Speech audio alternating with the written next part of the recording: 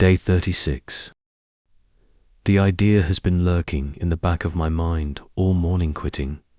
Not Tinder, not dating, not even the work stress. Just quitting, everything. But I know that's not possible. I'm not built to walk away. I'm built to endure. The office is suffocating.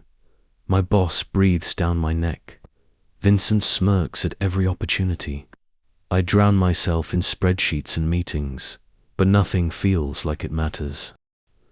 At the bar, I hesitate before opening Tinder. My thumb lingers over the app.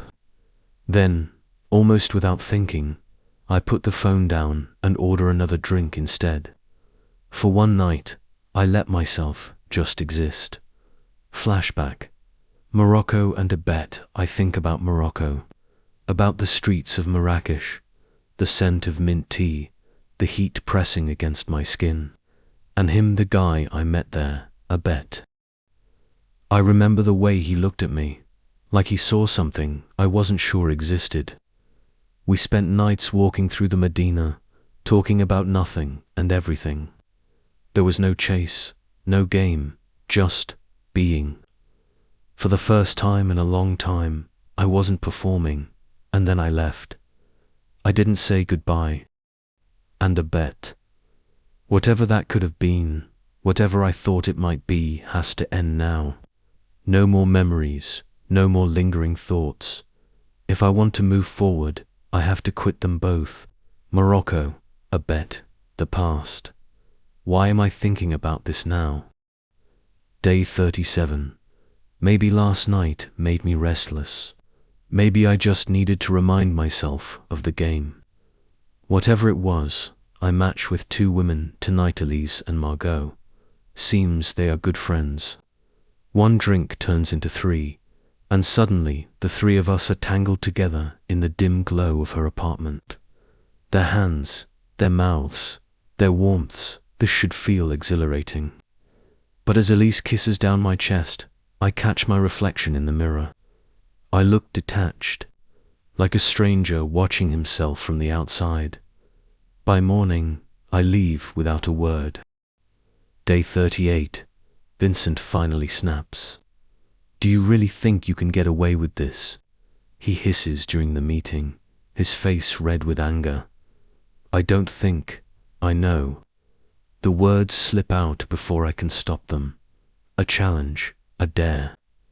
By noon, we're in the boss's office. He scolds us both, but I see it in Vincent's eyes won this round. That night, I meet a woman named Camille.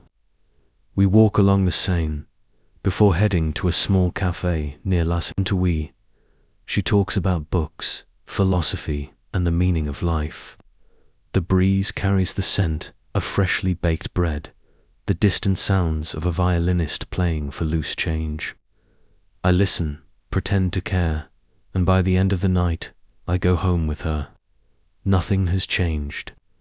Day 39. I wake up in Camille's bed, but something is wrong.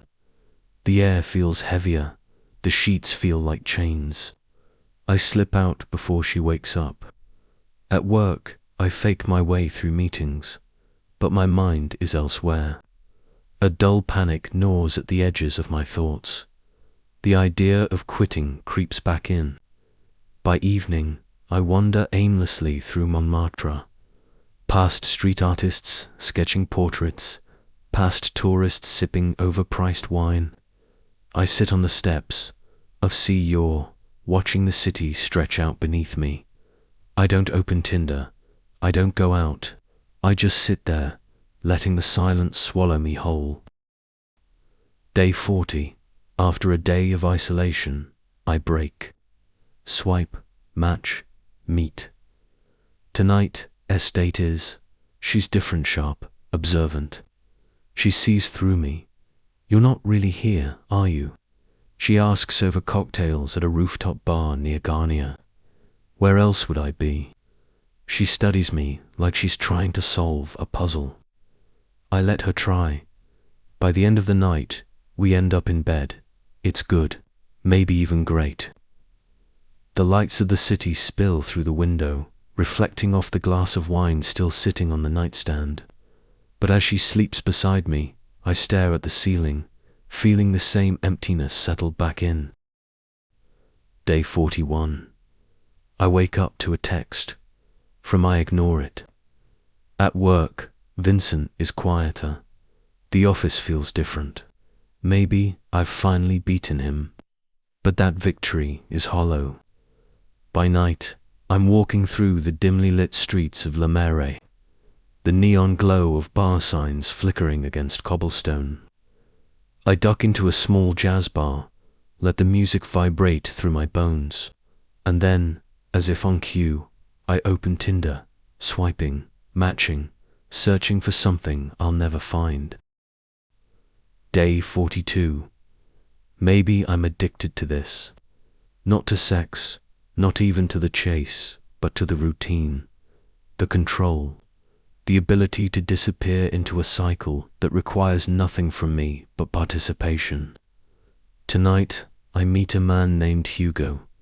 We talk, we flirt, we go back to his place near Canal, St. Martin. His apartment is cluttered, filled with books and old film posters. It feels lived in, real. It's easy, automatic. But as he presses against me, I feel nothing. The thought strikes me suddenly. What if I never feel anything real again? I leave before he wakes up, walking along the canal, the water reflecting the flickering streetlights. A couple laughs nearby, their voices soft, intimate. I don't stop walking. I don't look back.